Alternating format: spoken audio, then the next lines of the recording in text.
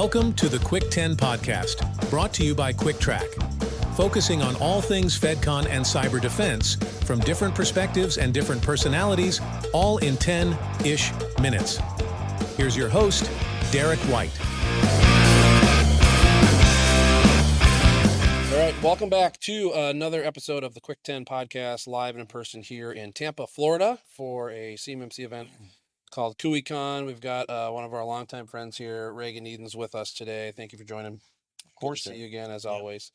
Tell us a little bit about what you, who you are and what you do, and then we'll just get into some of the fun questions that I've got ready for you. Okay, let's see.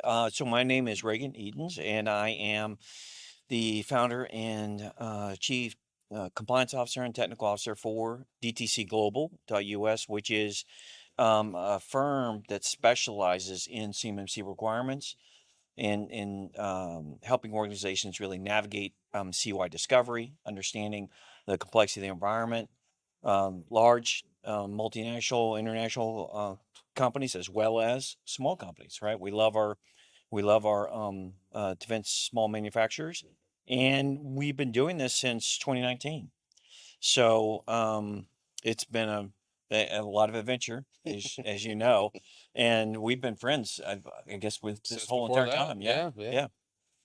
No, that's good. Yeah, it's been adventure is a good word. But you know, here we are, 2025, and Yep. Packed to the gills here. Event, which is good. Yeah. Good turnout. Obviously, things are a little different than they were 6 months ago, 12 months ago. That's for sure. So, on that note, you know, where are you seeing from your guys' work and your capabilities? Where are you seeing the things that have, I don't know, maybe brought you some comfort and some calmness, if you can even call it that, on what has changed and where things are going? Well, I mean, the most important thing for us is, you know, viewing the CMMC ecosystem and wanting people to understand the requirements, right? Understand what the expectations of DoD are, how those expectations impact their obviously contract performance, the compliance requirements and security requirements. And for us, having the rule roll out, right? And even though, you know, it's very complex, you know, 500 pages, the rule plus the response to public comments, and you've got the update of the DFARS 252, 204, 7021 contract clause coming out, which is the CMMC requirement, and even an update to 7012 pending. And then you've got a few policies in the FAR CUI rule, which was just released.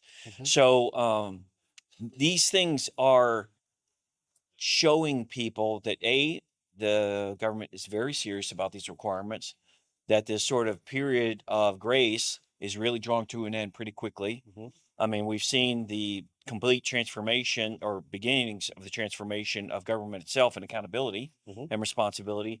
And we see, you know, Katie Arrington, who is really the mother of CMMC, come back to the DoD as the chief information security officer for the DoD.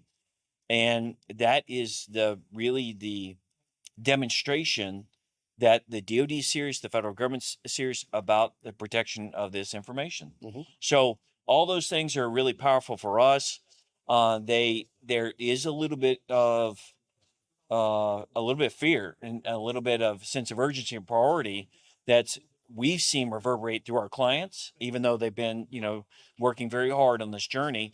But what we see are really the demand on for us and the demand for others in the CMC Industry Standards Council. You know, we are taking new clients by exception, right? And so that's a great place to be because we want to still continue to deliver high quality services. But our challenge that you guys face and we face is that how do you expand this expertise? How do you expand the knowledge that we developed over this long period of time? And then how do you maintain that quality and expertise in order to deliver your clients and help them navigate through the challenges that they face? Yeah, it's been a common theme. You know, obviously it's better than it was, but there's definitely a need for the depth and the knowledge, but also knowing what the customer is looking to get out of this, because not every customer, every business is different. That's right. All the processes are different. Yep. We've seen internal buy-in pick up, which is good. Obviously, that's something that's always been on the, we'll call it the warning board. Yeah. Let's make sure that we don't pin this on one person. Right. So then the flip side is where do you see things that you would like to in the next 6 to 12 months get better, that it's just going to take some time, but things that if you had it your way and top priority that you want to see be clearer or better so that this program can roll out smoother? Is there anything that sticks out? Well, so the one of the new documents that I didn't mention, which we talked about on the CMC War Room, no, we haven't done that War Room. We've got a pending date for CMC War Room on this CUI marking training aid, the update to that, right? Yep. Now, the importance of that for the CMC ecosystem is that provides strong clarity on, do we develop CUI? Yes, you do. Do we mark CUI? Of course you do. Do we have the responsibility for identifying the categories of CUI that the information applies to? Yes, of course you have those responsibilities. Does DoD policy apply to our requirements? Of course it does. And so these sort of areas of ambiguity that people sort of either created or they didn't know enough about the requirements, or they've sort of been this urban legend that we constantly, these urban legends that we constantly see in the ecosystem where people are repeating things that really don't know a lot about it, that are really not good information. And now we can point our clients and just people that we're helping, right? And to enable and equip them. Look, go to the document, read the document for yourself, and it's better clarity on an understanding of what the requirements are, and so that they can go ahead and get moving and get started.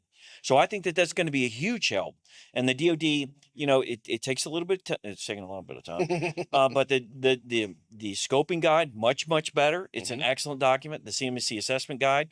I was really happy to see that they've made the appropriate updates, that they've updated the examples, which is great. Yep. And which is, let's have examples that are relevant, right? Yep. How about that?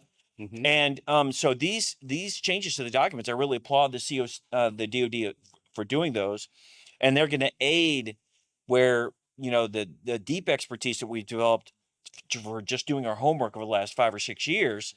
It's not going to quite require that, because you don't have to dig so hard. The documents are more readily available and they're more easily understood. Yeah.